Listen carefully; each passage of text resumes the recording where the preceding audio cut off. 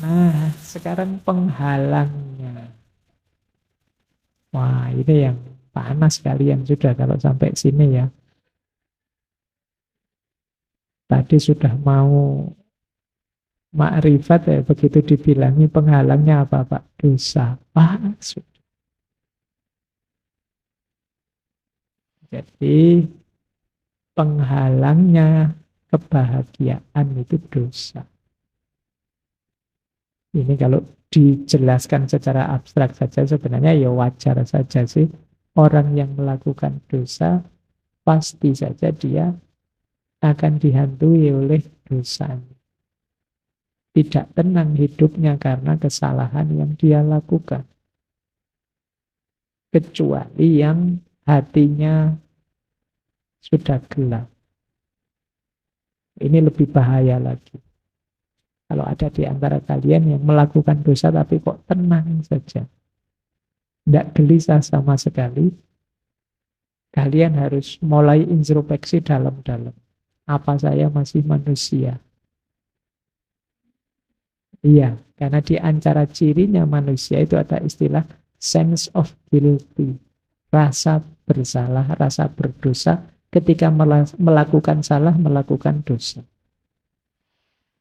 Kok kalian bohong pada orang lain dan tenang saja, tidak apa-apa, tidak ketahuan saja.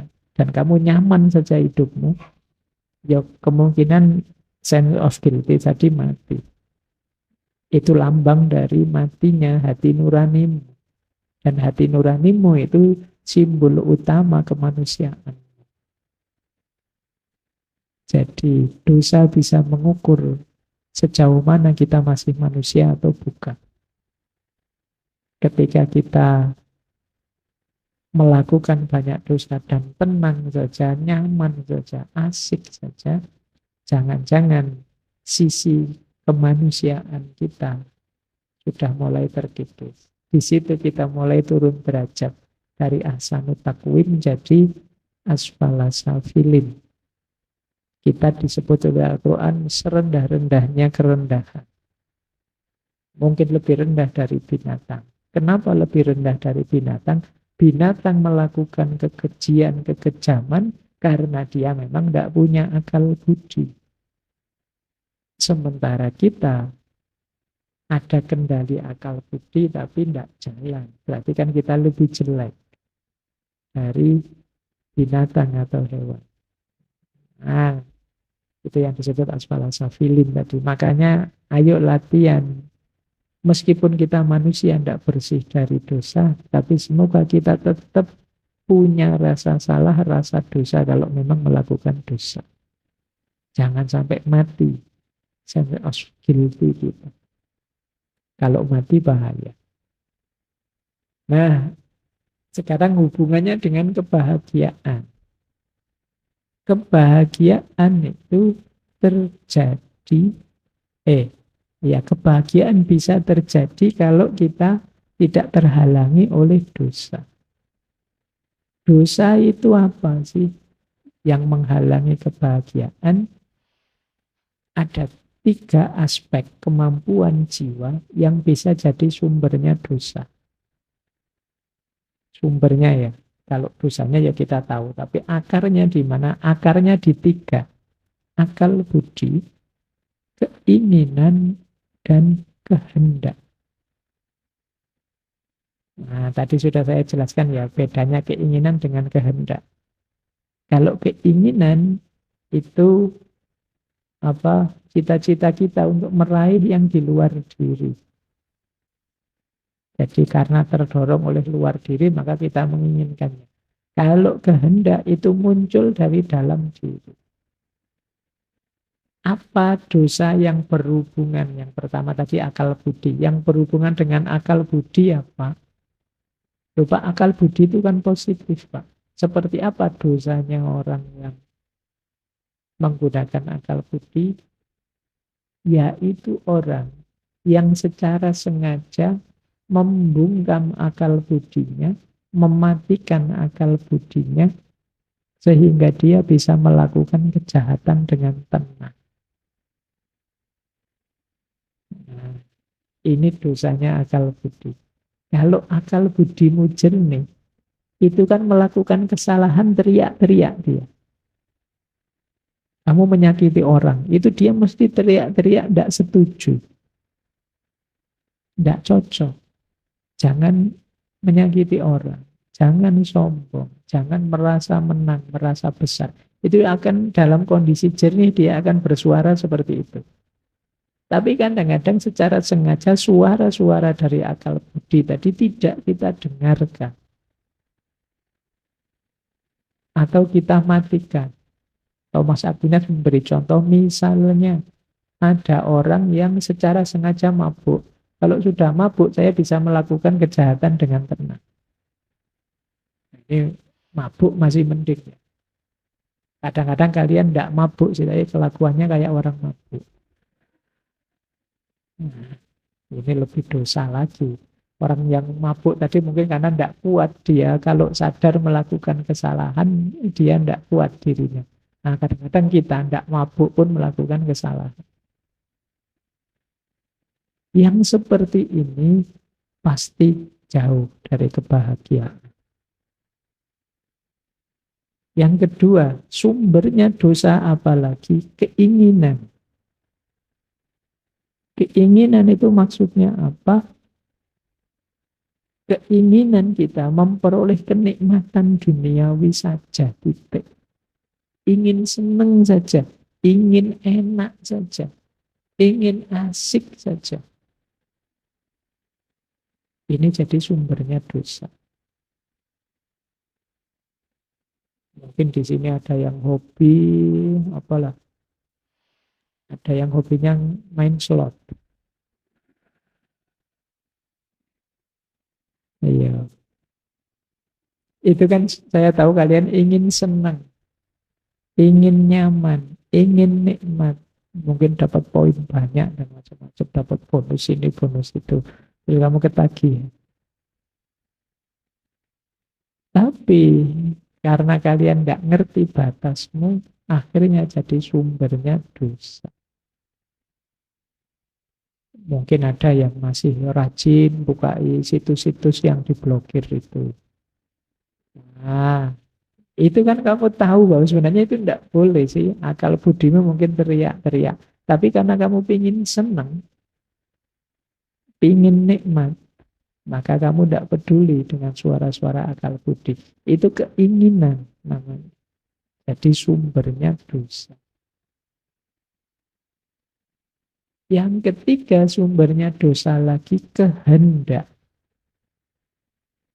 Kehendak itu maksudnya, tadi kan kehendak itu yang muncul dari dalam diri. Contohnya di situ, dosa karena kehendak itu ketidakteguhan kita saat melakukan kebaikan.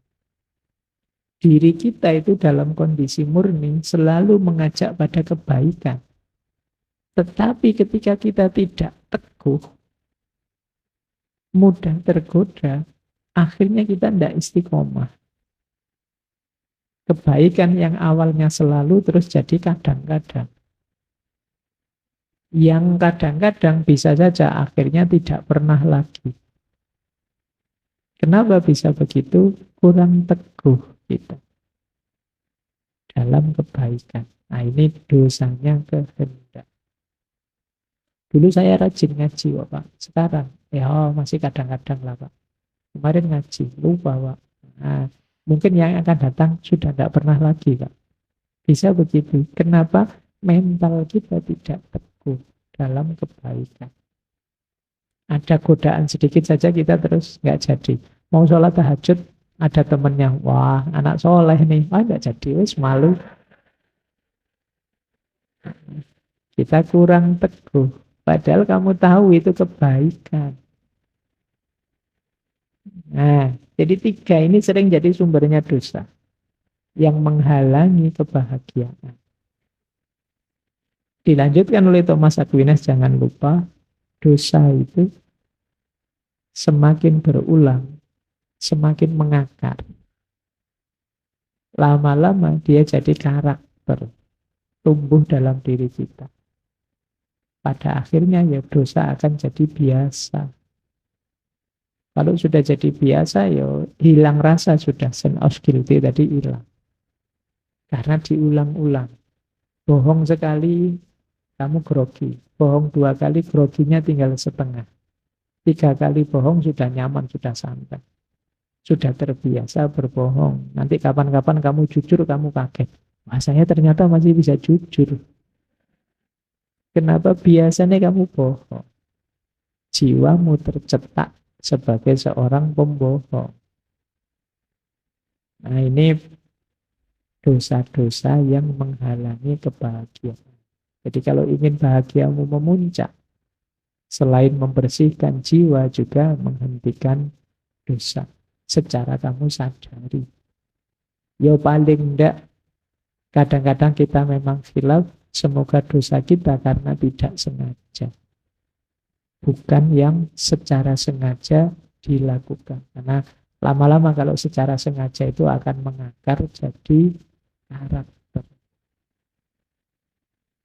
Baik, saya kira itu untuk malam hari ini. Jadi dari Thomas Aquinas, mungkin teman-teman perlu mengulang lagi, dipahami satu-satu. Di situ ada pandangan-pandangan tentang mana yang bukan kebahagiaan sejati, mana yang kebahagiaan sejati, mana yang tidak sempurna, mana yang sempurna. Syarat-syaratnya apa, penghalangnya apa. Itu saja bisa teman-teman tangkap, sudah alhamdulillah. Paling tidak untuk yang tidak kebahagiaan sempurna, bukan berarti kita dilarang, tapi jangan tertipu.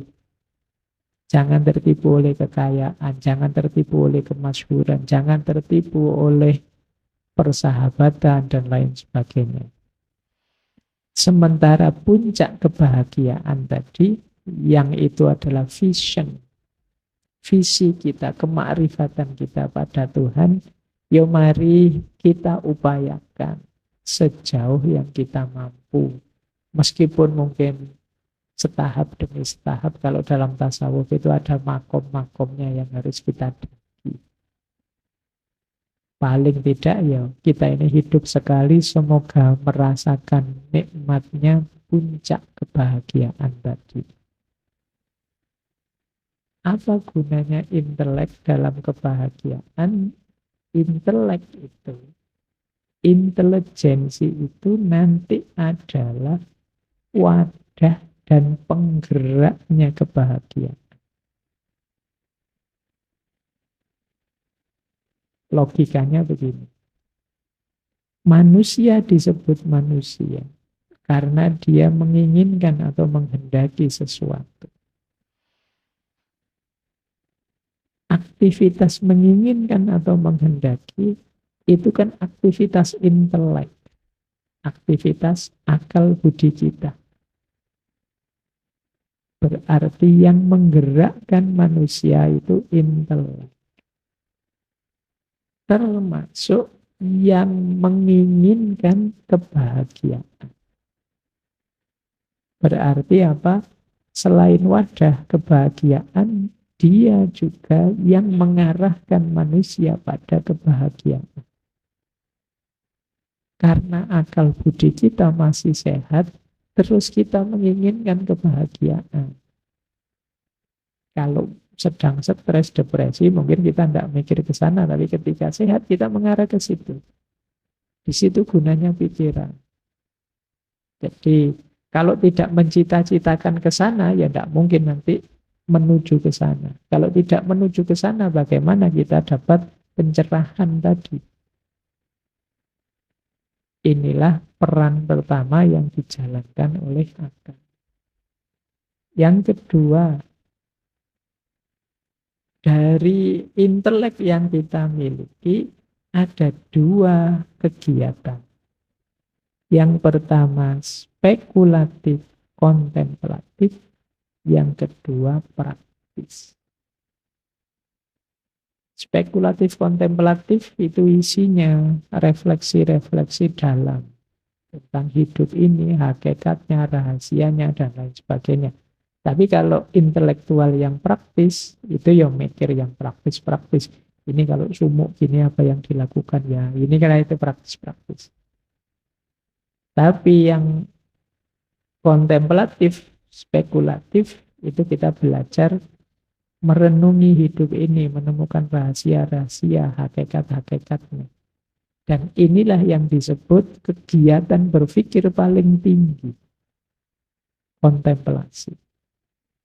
Inilah nanti yang menyambungkan kita dengan Allah. Tanpa aktivitas ini, hidup kita tidak tersambung dengan Allah. Kalau tidak tersambung dengan Allah, bagaimana bisa terjadi iluminasi tadi, pencerahan-pencerahan. Meskipun jalurnya jalur anugerah Allah, ya tetap kita perlu intelek. Karena sarananya tadi itu, tadi kan dicahayai intelek kita. Ketika dicahayai dia bisa melihat. Jadi persepsinya awas keliru. Ada yang bilang kalau sudah tasawuf tidak butuh akal. Loh, akal itu yang untuk memahami. Kalau tidak ada pemahaman bagaimana kita bisa jalan. Kayak tadi loh, ini kalau tidak ada cahaya, mata kita meskipun melek lebar-lebar tidak bisa lihat apa-apa. Tapi ada banyak cahaya sekalipun kalau mata kita merem, dia tetap gelap. Maka intelek tetap harus terbuka. Itulah gunanya anugerah Allah namanya intelektual.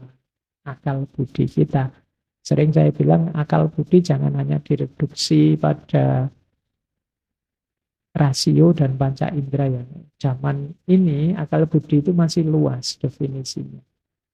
Tidak sekedar rasional, instrumental, dan panca indera. Di situ masuk juga naluri, intuisi, termasuk imajinasi dan lain sebagainya.